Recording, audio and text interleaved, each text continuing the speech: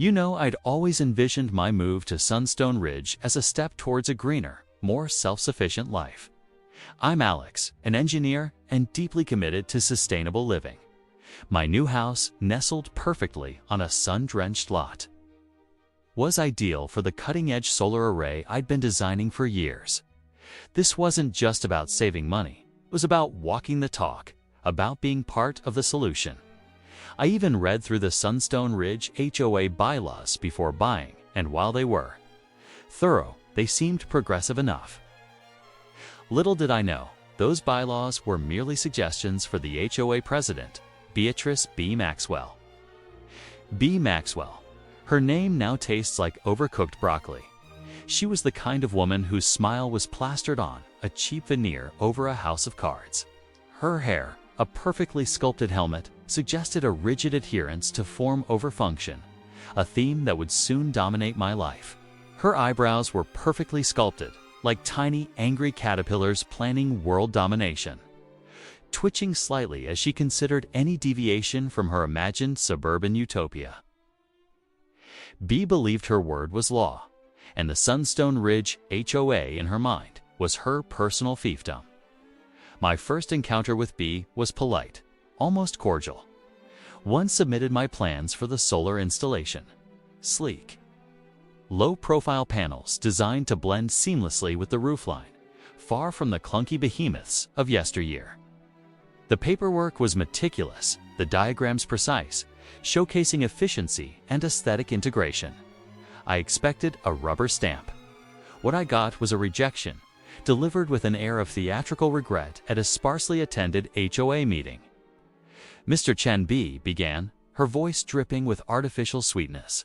While we appreciate your enthusiasm for renewable energy, these panels simply won't do.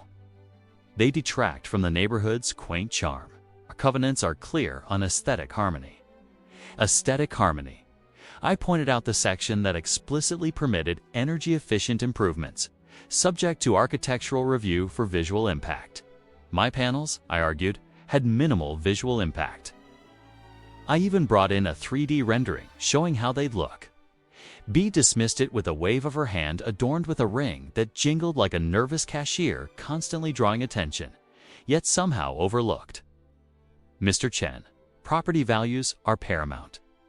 These installations, simply not in keeping with the aspirational vision of Sunstone Ridge.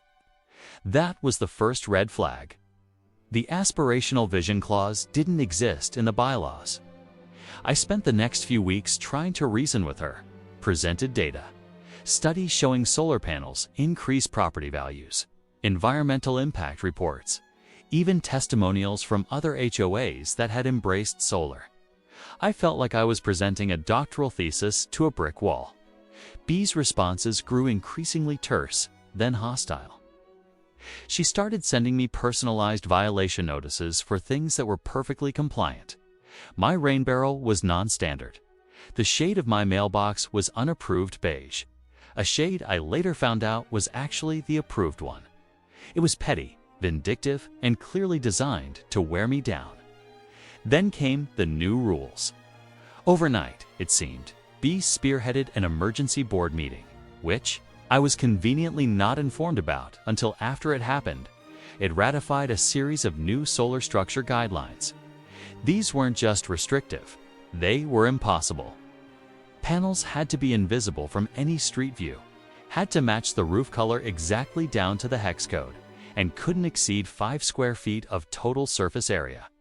5 square feet, that's barely enough to power a garden gnome. It was clear, B was not just against my panels. She was against any panels, and she was making it legally impossible for me to install them. The escalation didn't stop there. One Tuesday morning, a perfectly manicured lawn truck, emblazoned with Sunstone Ridge enforcement, pulled into my driveway. 2 burly men, dressed in uniforms that looked suspiciously like repurposed security guard outfits, stepped out.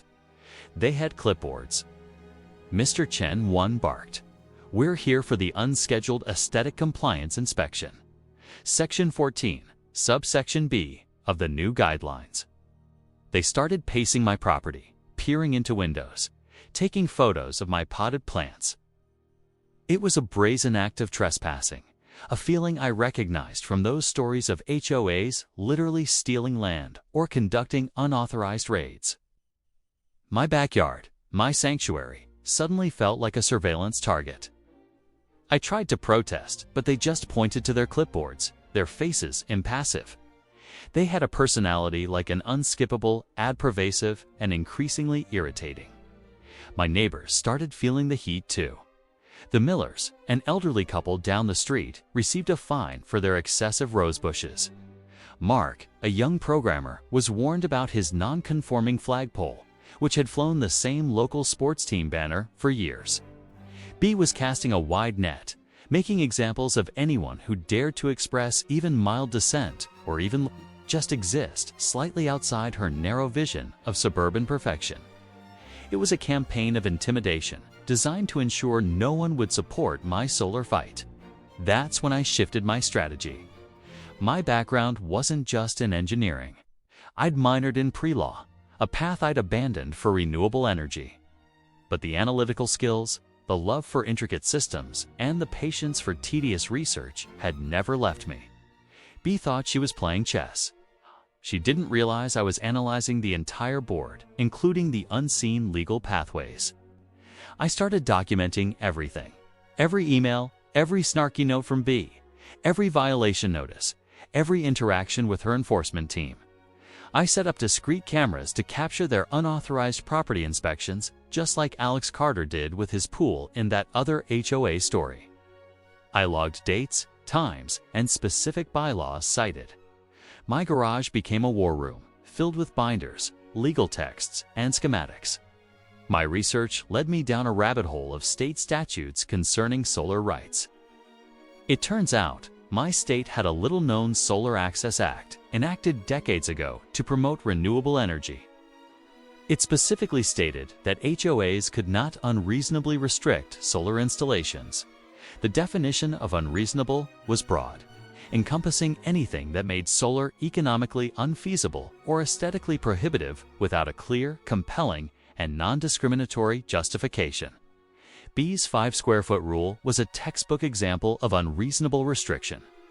This was my hidden hand, my secret weapon. But I knew simply citing the law wouldn't be enough. B would twist it, delay it, or find a loophole. I needed to expose her pattern of abuse, her arbitrary enforcement, and her underlying motivations. I subtly started encouraging my neighbors. During casual chats, I'd lament about my trivial finds, mentioning my unapproved garden gnome, which was apparently too whimsical. I'd point out how B was now policing the precise shade of beige on mailboxes, or the height of rose bushes. I wasn't telling them to rebel. I was just making them aware of the absurdity. Slowly, subtly, people started making their own minor, technically compliant but subtly rebellious statements. A few more gnomes appeared. A mailbox got a slightly off beige trim. A string of fairy lights appeared on a porch in October. The HOA was suddenly swamped with minor violations, spreading B's enforcement resources thin, revealing her arbitrary power grab. The climax arrived on a sweltering Saturday. B, frustrated by the quiet defiance spreading through the community, decided to make a public example of me.